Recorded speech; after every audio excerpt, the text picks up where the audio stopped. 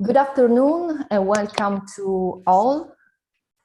Welcome to a new event of the webinar series in dialogue with the Regional Forum for Research and Innovation. The scope of this series is to present the 10 international members of the Regional Advisory Board and their activities in these last 3 years. I kindly remind you that the Regional Forum is an advisory board established by the Lombardy region thanks to the regional law in 2016. Lombardy is research and innovation, and its mission is to support the regional government in the responsible governance of research and innovation at regional level. Its members have a broad range of competencies and experiences from open data and data ethics to social innovation and responsible research and innovation, to public engagement and technology assessment, that we can say in the wider realm of science and innovation and society relationship. In the past webinars, we have learned a little bit about methods and approaches to engage citizens in co-producing public policies for research and innovation, as well as how to involve citizens within the processes of research and innovation, thanks to Marzia Mazzonetto and Agnes Allansdottir. We have also discussed what are the societal benefits of big data, but also their limits and emergent issues like environmental sustainability related to the big data, thanks to Federica Lucivero and Francesco Lescaie. And then in the last episode, we have covered the need of more inclusive and gendered policies in and for research and innovation, illustrating some striking examples of gender policies grounded across the world. Today, we will explore the topic of public interest technology. Public interest technology deals with the study as well as the application of technology expertise to advance the public interest in a way that can generate public benefits and promote the public good. On this initiative, mainly United States-based, and how this approach resonates with the principles and the practice of responsible innovation, is about to talk our speaker of today, David Guston. David Guston is foundation professor at Arizona State University's School for the Future of Innovation in Society, where David has been director of the school since it was founded 6 years ago. He also serves as associate vice provost for discovery, engagement, and outcomes within the Julian Wrangley Global Futures Laboratory, a novel organizational approach at Arizona State University that houses the College of Global Futures, the Global Institute for Sustainability and Innovation, and numerous other initiatives aimed at ensuring a habitable planet and a future in which well-being is attainable for all humankind. Professor Guston's important contribution include pioneering work describing boundary organizations, anticipatory governance, and responsible innovation.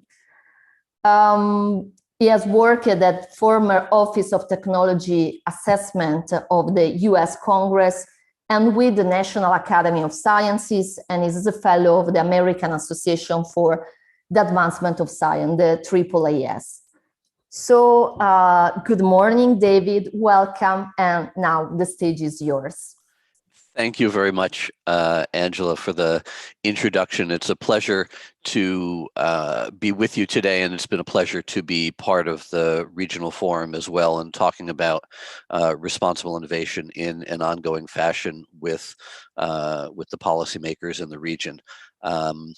Let me share my screen with you for the PowerPoint that I'd like to present, and hopefully there we go. So what I'm going to share with you, at least at the beginning, are a series of images and statements about technology and innovation that I imagine most or all of you already know, but to be reminded of it is crucial for a conversation about responsible innovation and public interest technology. So here we go. So people make technologies, from the very simplest flint knapping technologies that are closely associated with human identity and human evolution, to the most complicated of modern technologies. This is an image of something called the Z machine, which is a capacitor about the size of 2 or 3 tennis courts at Sandia National Laboratories in the United States, that when it's fully charged, creates conditions that simulate those inside of the sun or inside of a nuclear explosion. People make technologies, individual people. Here, Craig Venter, and in the background, his artificial or synthetic organism, Cynthia. People live in, with, and through technologies. So here are some folks sifting through e-waste that could have come from your computer or mine. People live in, with, and through technologies. Here is a piece of border wall that exists between the United States and Mexico. People live in, with, and through technologies like this combination, a glucose sensor and insulin pump, that can improve the lives of millions of diabetics. Technological change and social change are closely connected. And of course, this is an historical phenomenon as well. So here's an image of the guillotine during the French Revolution, and we are reminded that the guillotine was, in essence, an emerging technology of its day, closely associated with the social change wrought by the French Revolution and the Terror. And of course, in a mode that we're all familiar with now and that I'm coming to you in, technological change and social change are closely connected. There are multiple technological solutions to a given problem.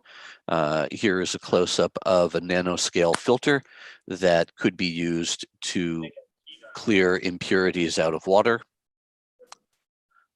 But there are multiple technological solutions to a given problem. Sari cloth, that is very commonly available, can be used to nearly the same kind of outcomes as that nanoscale filter in filtering important impurities out of water. Socio-technical change can be incremental, like the latest update to software, or disruptive, like global positioning systems. New technologies are often controversial. This is a protest against fracking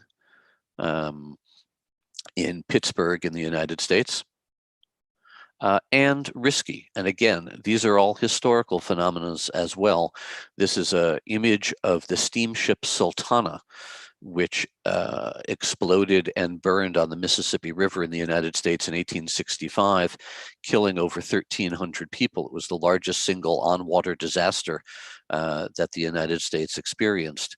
And in the early and mid-19th century, the explosion of steam boilers in steamships was an incredibly challenging technological and economic problem for the early United States, leading to some of the first sort of science-based regulations and inquiries in the early time of the country. Innovation advances human well-being. People online, not to get their COVID vaccine, but to get their polio vaccine a number of decades ago, and can encode existing bias and inequality. And I think in the digital age now, we're all quite aware of the way algorithmic bias can basically encode the biases, the pre-existing biases in society, the pre-existing biases that exist in the World Wide Web, and reproduce them in ways that were not necessarily, but could have been anticipated. Socio-technical systems are difficult or impossible to predict. This is an image of one of the volcanoes from Iceland a number of years ago. And this is an image of the ash cloud that covered the greater portion of Europe as a consequence. And those red squares that you see in the image are airports that were closed due to the ash cloud. And I think you can see Milan in that southernmost red square, although it's not labeled. And it's not as if we did not know that there were volcanoes in Iceland. It's not as if we did not know the prevailing winds would take the ash cloud to Europe. It's not as if we did not know that jet air flight and ash clouds were largely incompatible, but these losses were all uninsured losses. And even if we get it right, and this is an image of Hurricane Katrina in the United States a number of years ago, bearing down on the coast of the Gulf of Mexico and Louisiana in particular, we can get it wrong. And this was the consequence of the failure of some earth walls against flooding in the city of New Orleans. And we knew precisely that this would happen under the circumstances of a hurricane like Katrina. And yet, for some set of reasons, we were unable to upgrade those earth walls to prepare in any better way than simply have a document that would tell us what would happen. Our socio-technical imaginations shape our future. So you may recognize in the lower right of this image, Captain James T. Kirk from the Starship Enterprise in the old television series Star Trek. Well, Martin Cooper, who worked with Motorola, was a bit of a fan of Star Trek and imagined that he might have something like that little flip-up communicator in Captain Kirk's hands. The story goes that he was wandering around his living room and tripped over a telephone cord and thought to himself, gee, why can't I have this wonderful wireless communication that Captain Kirk has? And Martin Cooper became the inventor of the cell phone. With the iconic brick-like initial cell phone and then the similarly iconic flip phone of Motorola. People play an important role in governing technologies, not just in innovating or inventing them, but deciding how to use them and what to do with them. And this is an image from a participatory technology assessment activity that colleagues of mine in Arizona State University have run about topics like geoengineering, automated vehicles, climate adaptation, and so on. So these set of statements, again, most of which I think you're probably familiar with, but this was just a reminder, raises some crucially important questions. Who innovates? Where do they come from? What communities do they represent? What values do they hold? How, not can we innovate, but how should we innovate? What problems deserve collective effort? How do we frame problems to begin with, such that technology becomes an answer to those problems? So these questions are encoded in these societal responses like responsible innovation and public interest technology. Very briefly about responsible innovation, since I want to focus a little bit more on public interest technology, there's a definition for you on the screen: taking care of the future through collective stewardship of science and innovation in the present. This is perhaps the most concise definition of responsible innovation that we have, and I think it's a very good one.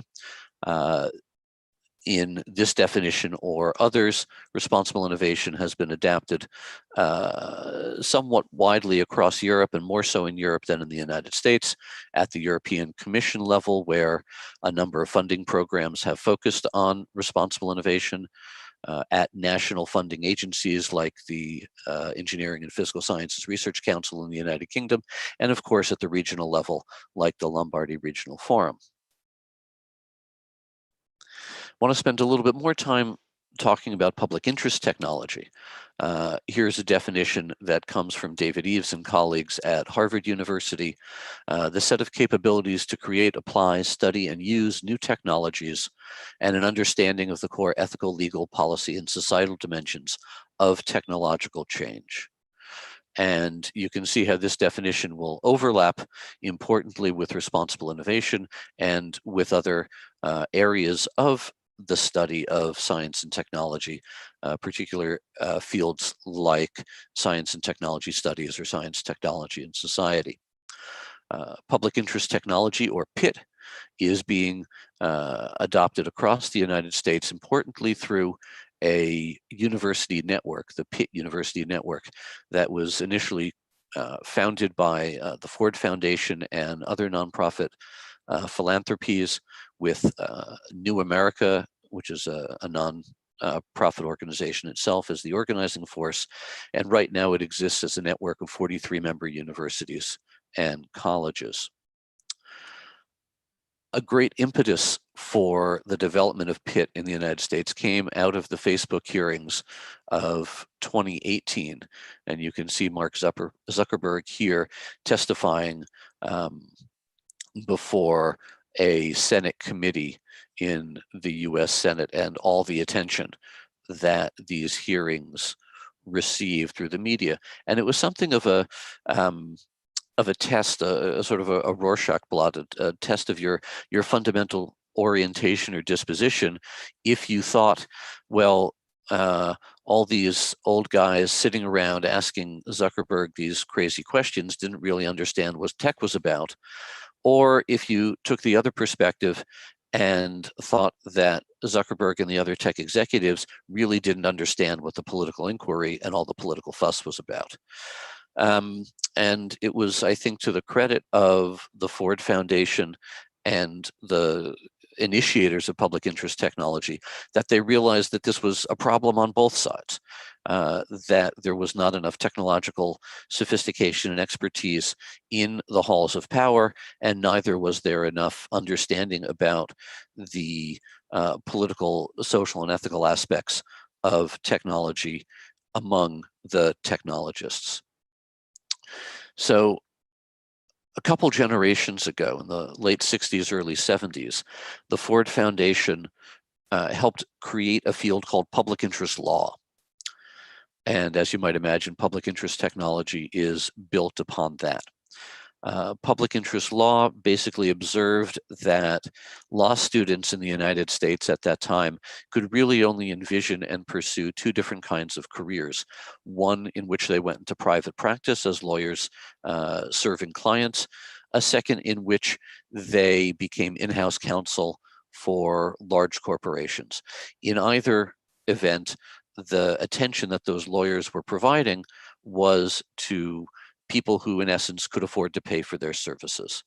And the Ford Foundation, having an important heritage and interest in equality in society, which was somewhat in distinct counterpoise to the beliefs of Henry Ford himself, whose fortune created the Ford Foundation.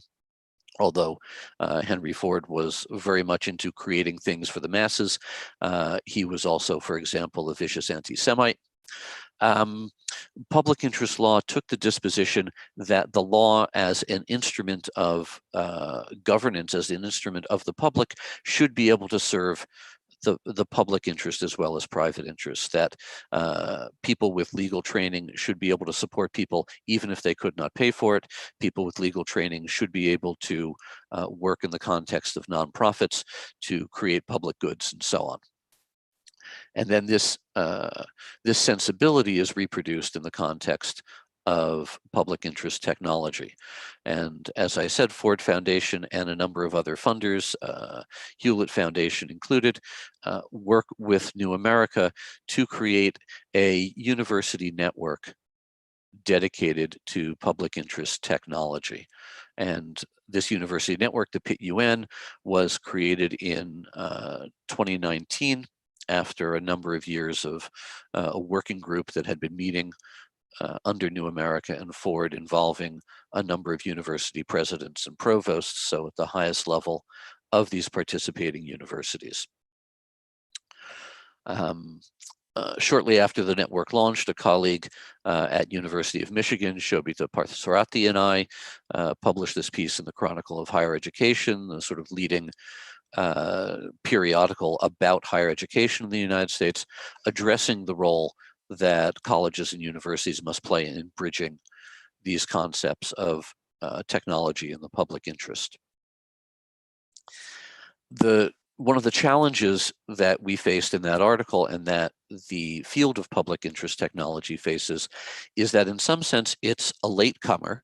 The ideas of responsible innovation have not just been institutionalized in places like the European Commission for, a decade, but have been kicking around for a decade longer than that. And these other pre-existing academic fields like science and technology studies or science, technology, and society have been established at universities since the late 1960s, early 1970s, roughly the timetable of public interest law as well. And in contrast to public interest law, public interest technology is not focused on a specific field, a specific discipline like law, or a specific professional organization like law.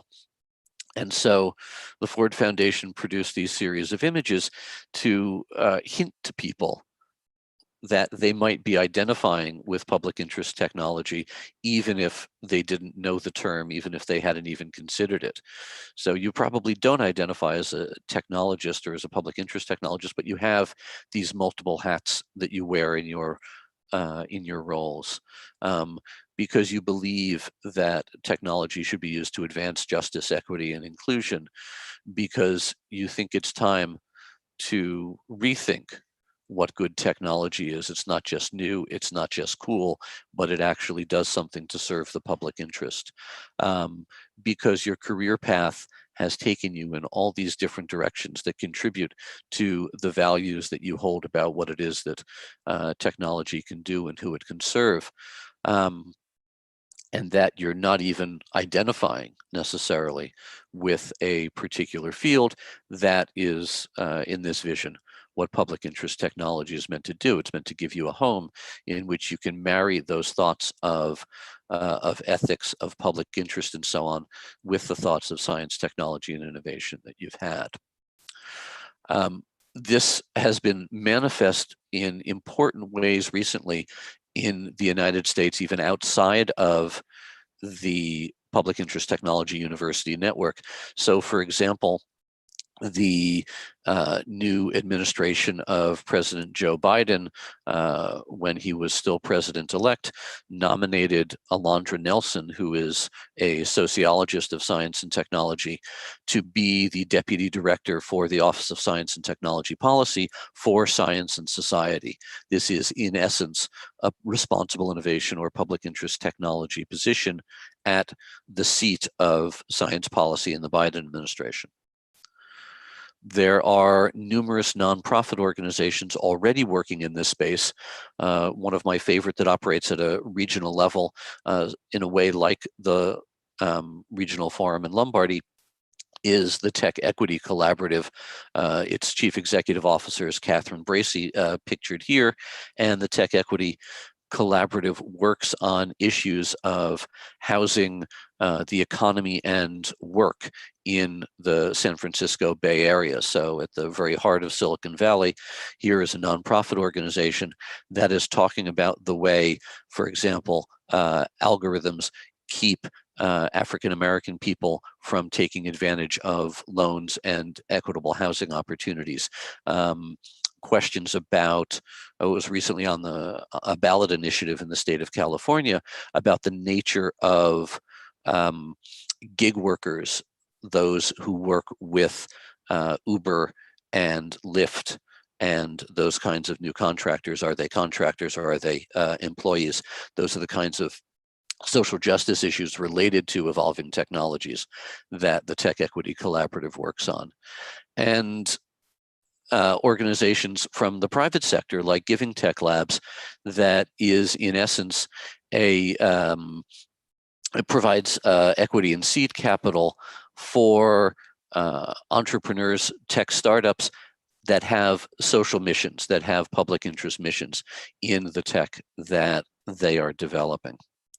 And so to draw this to a close, I just want to point out that public interest technology, even though localized in the United States right now, is providing some additional opportunities. And so as we speak, the membership committee within the Public Interest Technology University Network is deliberating on how to include non-US institutions as associate and ultimately full members in the PIT-UN. And that opportunity would come with the opportunity to collaborate with the 43 current members of the PIT-UN and access to small challenge grants that the philanthropists are funding to develop PIT-related programs at universities. NGOs and public institutions may also get a kind of affiliate status.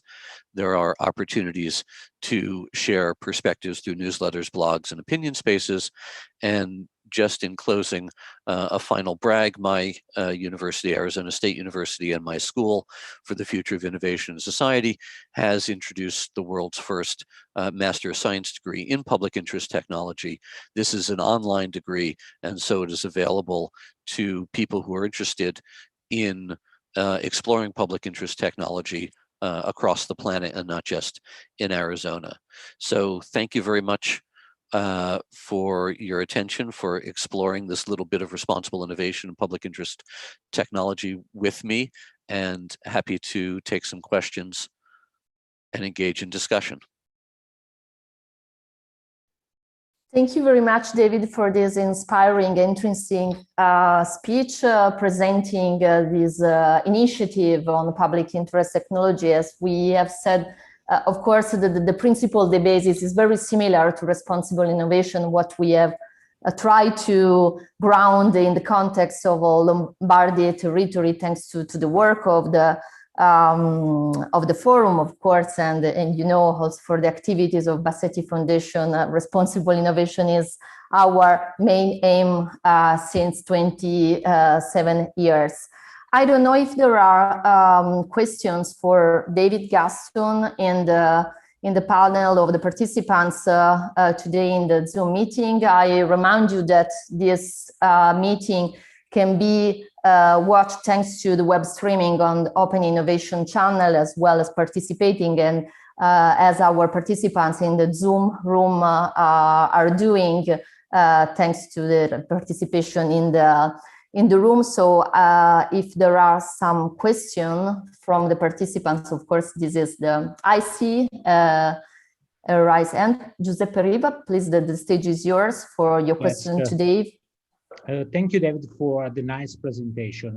I am Giuseppe Riva. I am professor at Catholic University in Milano, where I am the director of the Humane Technology Lab. And I agree on your vision. And I was curious about your vision about artificial intelligence. You know that in Europe, in the last weeks, the European Commission presented the first draft with the specific guidelines for driving the growth of artificial intelligence in many different applications. I don't know if you, within your vision, you have a specific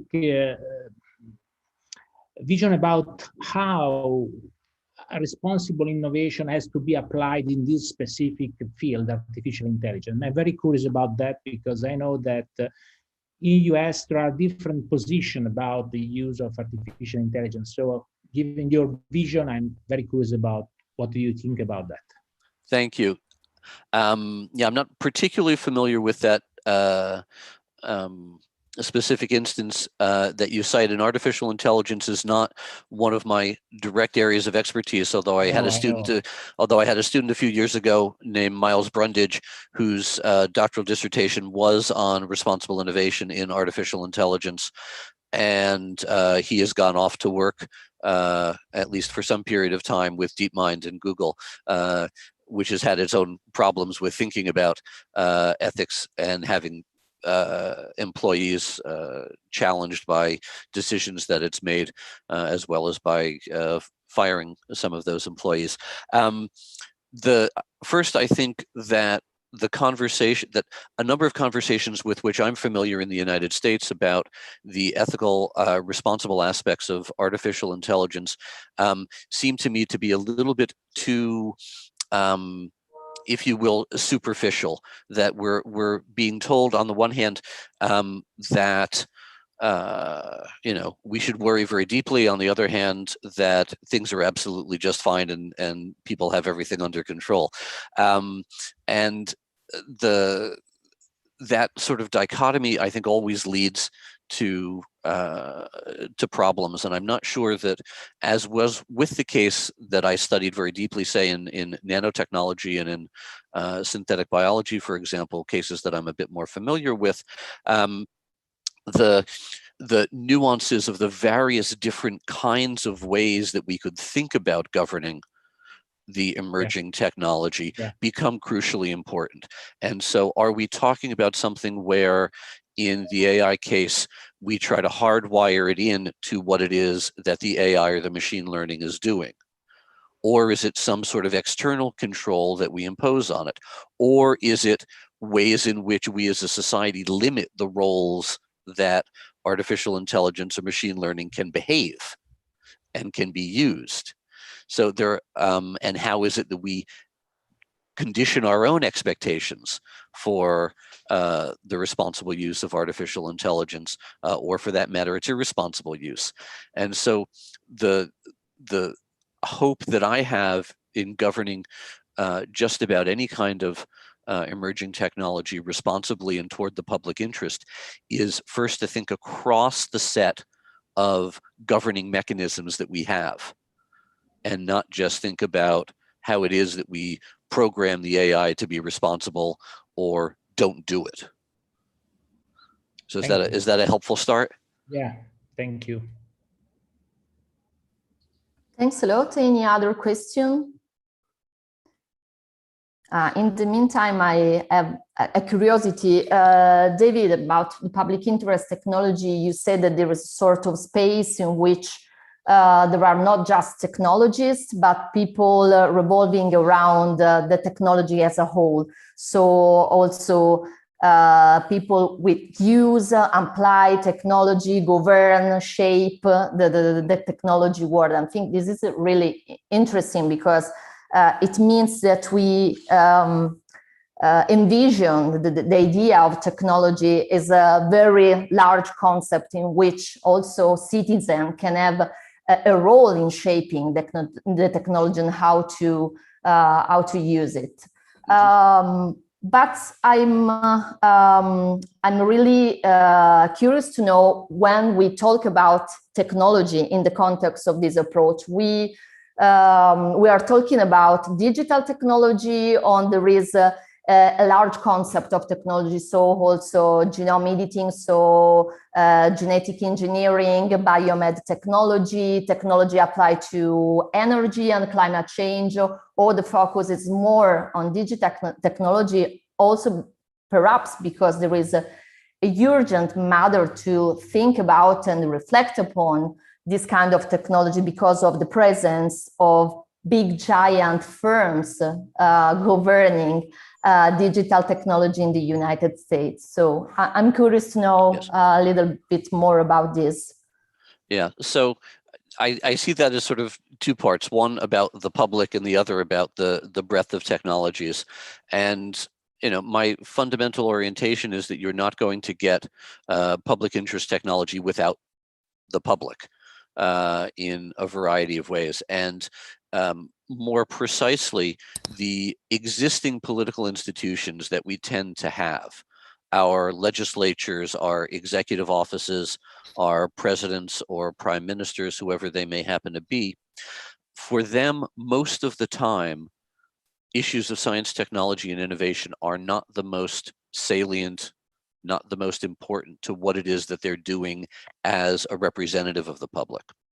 And so we don't get the kinds of robust discussions that we might want to have that would give us better technologies and innovation in the public interest through our traditional political institutions. And therefore, it's, I think, crucially important to consider what other kinds of ways of channeling the public interest we might create. And so that image that I showed, the overhead image of the people sitting around a table engaged in what I called a participatory technology assessment, creating these other kinds of forums for the discussion of what it is that people want out of their science, technology, and innovation, how it is that the public interest can be constructed in more direct conversation with the public is quite crucial, because a lot of those voices will never be heard.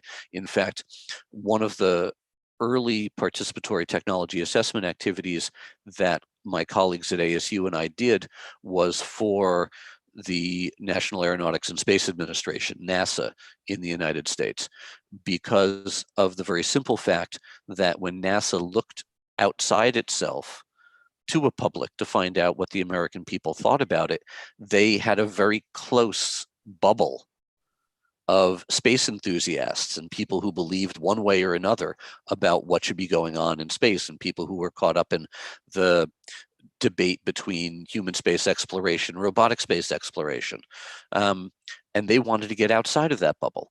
And so they came to us and we designed this participatory technology assessment process with 100 average people in Boston and 100 average people in Phoenix. And the process actually led to a document that became part of what is technically called a decision document. That is what the staff prepares for the administrator of NASA to make a decision about how to pursue space projects related to asteroids.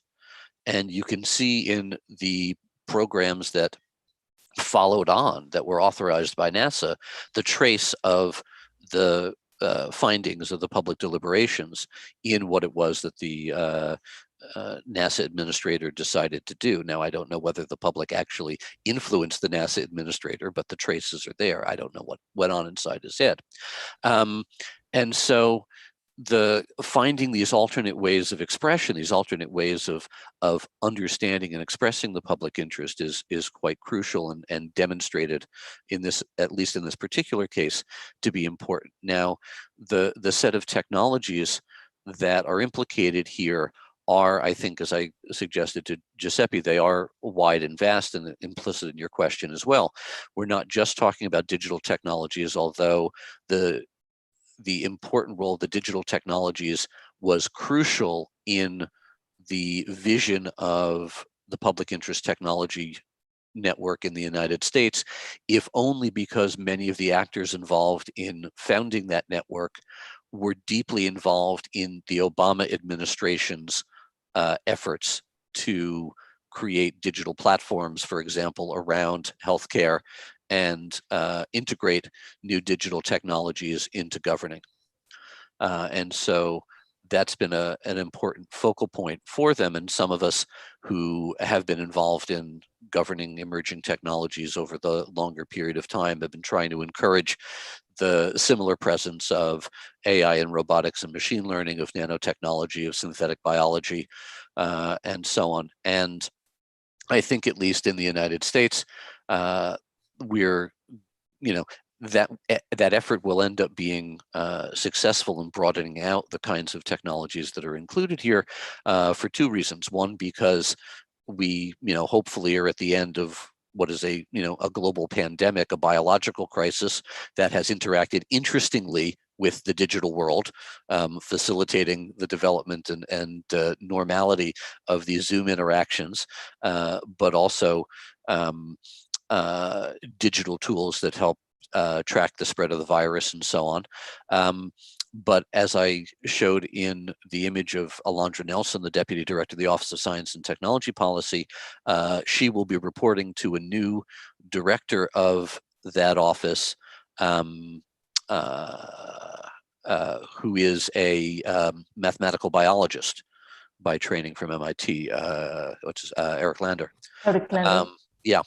And Eric Lander will have a new position as director of OSTP at the cabinet level. So he will be part of President Biden's cabinet, along with the secretaries of Health and Human Services, of Defense, of State, of Transportation, and so on. And so that will create additional prominence to emerging tech around the biological sciences. So I think that, so much of the attention has been digital. That's where so much of the innovation has been. But we, at our risk, we don't pay attention to the biological and other emerging tech in this area. Thank you. Another thing that I think, another feature that I think is really interesting of this approach, that especially the Pitt University network has the scope to train and educate not just technology that can reflect about their roles in society and what are the societal benefits or risk on doing or making and designing technology, but also educate and train future public officer to regulate and steer and govern technology. And I think this is a really, really important. The image that we saw about Zuckerberg and how the situation was unfold, and so the really silly question made by the Congress that, of course, we read in the media. Let's can think about that. Definitely, policy officer and policymaker sometimes are not ready to steer and to govern the technology because they don't know enough about how the technology is conceived and designed. So I think this is another relevant part of this initiative. And I would like to know if in Arizona State University, because it seems that each university has its own path, its own course approach to the network. There is something devoted to public officials or the officers and how they interact with the world of technologists and people revolving around the technology. Yeah, so we have actually a number of programs, both with respect to degrees and with respect to training programs. And in the introduction that you provided for me very generously, you described me as the founding director of the School for the Future of Innovation and Society. And so we've been in existence for 6 years at ASU. And part of our vision, our sort of tagline is "the future is for everyone." Okay, and that goes back, to this idea that you don't get public interest technology or things like that without the public, that we all have not just a stake in the future, but dealing with the future is what we do sort of natively as individuals. And yes, different cultures have different perspectives about time. Some are more linear, some are more cyclical, but at some more fundamental level, there are concerns that we all have about what happens after this webinar is over. How are we putting dinner on the table? What are we, how are our families going to change over time? How will we provide for ourselves in the long term? How will the larger communities that we care about sustain themselves over time? These are all future-oriented questions that we all have as part of our regular existence. And so the undergraduate degree program, the bachelor's degree program that we have, is meant to help students thematize these ideas about futures for themselves. Our introductory course is called Welcome to the Future, to get students to do exactly this. And we see that as a groundwork for creating a different kind of literacy about the relationship between science, technology, and society, and the environment besides. That is, I think, part of the fundamental nature of contemporary existence. If you think about the set of challenges that students right now are going to be facing in the job market, in the world that they're going to be living in the world that they're going to be creating families in, then the interpenetration, the interaction of the social world, the technical world, the environment, things that we had in previous generations treated as utterly separate, the way that those interact in a deep and systemic fashion is a fundamental fact of that world. And so it's not just about, and this is, perhaps a critique that I have about the Public Interest Technology University Network, it's not just about training people to serve in informed ways in governing roles, but it's about really reconfiguring what we expect citizens to know in the way they manage their lives. I mean, we almost all have devices like this, and we almost all have experiences where devices like this have created difficulties in interpersonal and family relationships. Okay, so many of us have deeply personal interactions with medical technologies now, not just the diabetics who have the insulin monitors and pumps that I showed on the slide, but people who have involvement with reproductive technologies, with end-of-life technologies, and so on. These are all experiences that are so broad throughout society now that this is, dealing with these issues is part of what it means, quite literally, to be a human being, to be an active citizen, and so on. So we take that approach in our undergraduate education. As I mentioned in the slide, at the end of the slide deck, we have a new master's program online for public interest technology, where we are training people from all sorts of backgrounds. Some of them are coming from the sciences and engineering. Some of them are coming from public service already, in these specific techniques of things like co-design and co-creation, technology assessment, public participation and engagement, and so on. And then some perhaps specific courses in different technologies around emerging tech and so on. We also have a set of programs, some of these very long-standing, where we take scientists and engineering students at the doctoral level, sometimes at the postdoctoral level, and bring them to Washington, D.C. In what it is that science does and how science is understood and received in the corridors of power. Thank you. I think it's very nice what you said before about the role of university. It's not just to train people, students, the future policymakers or technologists, but it's a really important role to shape citizenry and to have a role in the public arena, in the public dialogue, discussing about and reflecting upon the impact of technology, of science, innovation in society. I think it's really, really important, and it's a new and enhanced role of the university, not just to train students. That, of course, it's the main mission of the universities.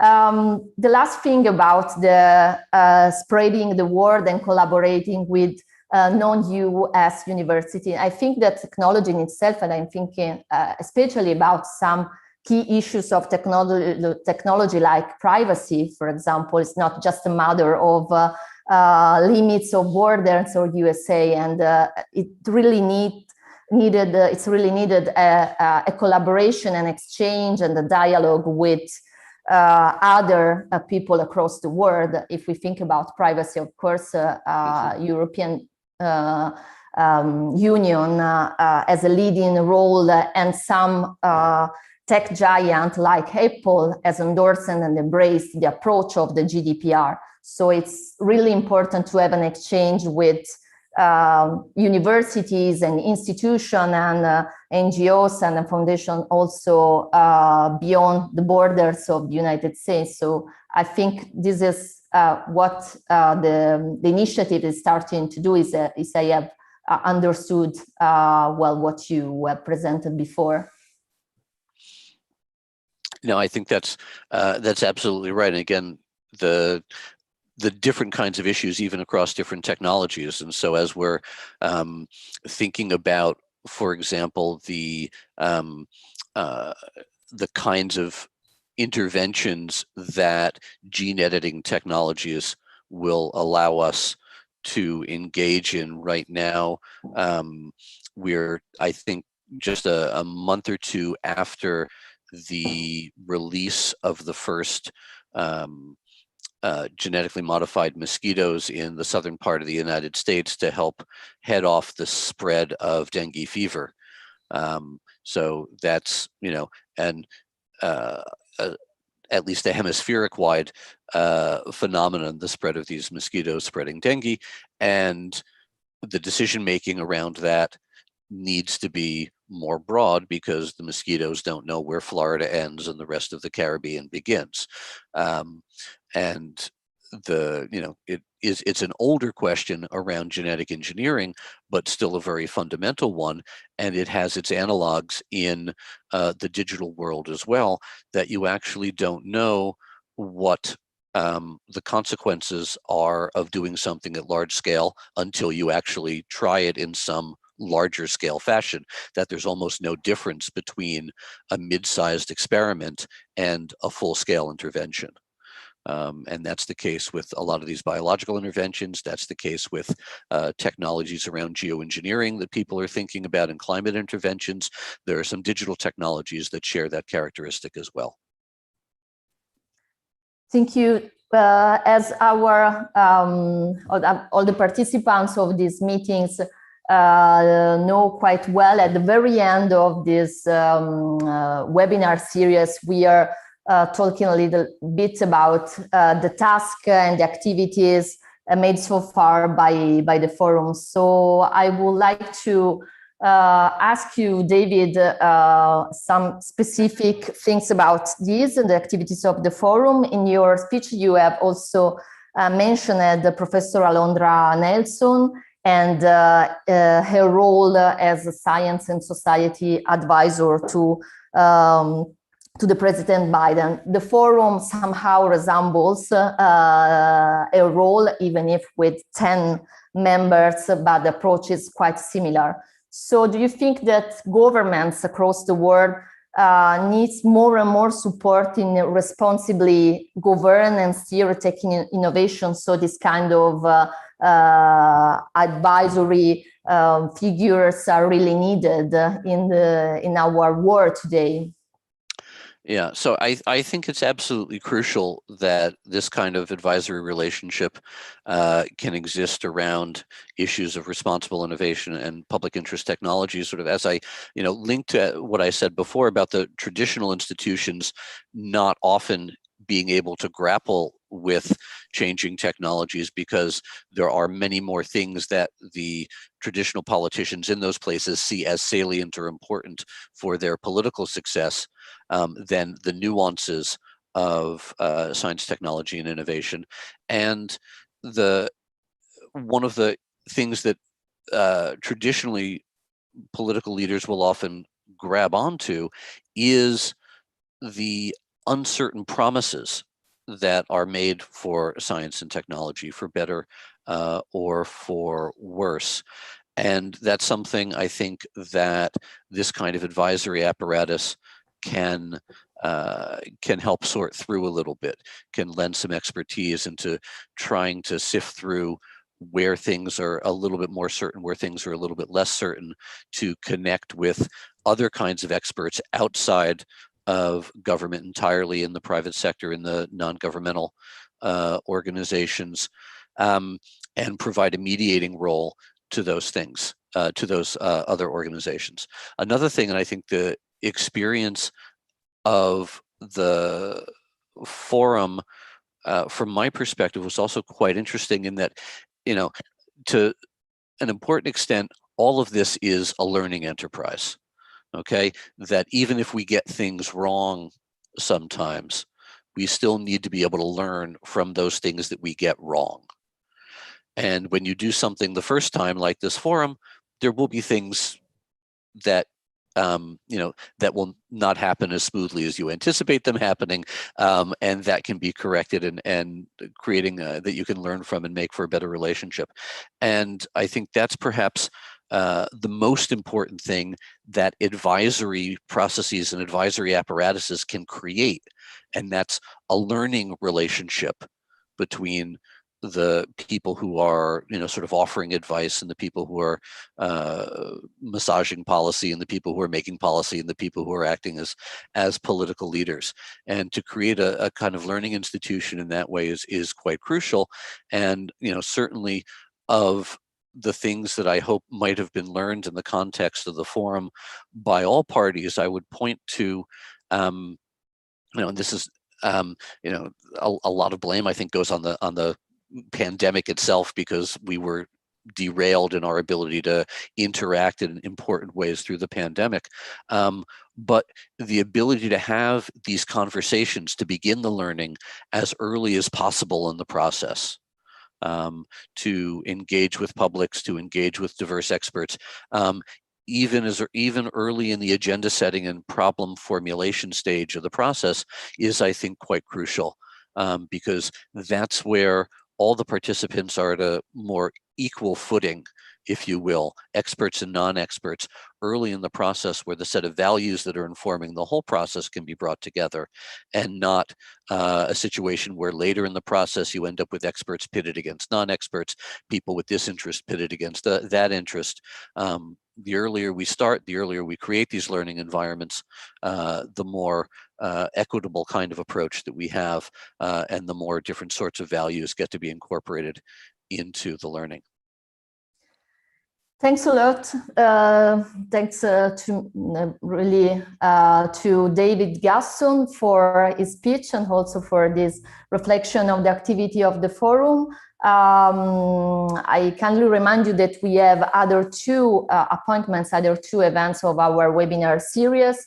Next week, on 29th, we will have a webinar together with Ralph Lindner and Douglas Robinson, talking about missions and this approach that is getting momentum in the European Commission, but also at national and local level. So I think it will be interesting to listen to them about this approach, in which the so-called quadruple helix, so policymakers, citizens, innovators, and researchers work together to co-design, co-create, and co-evaluate this approach to govern research and innovation.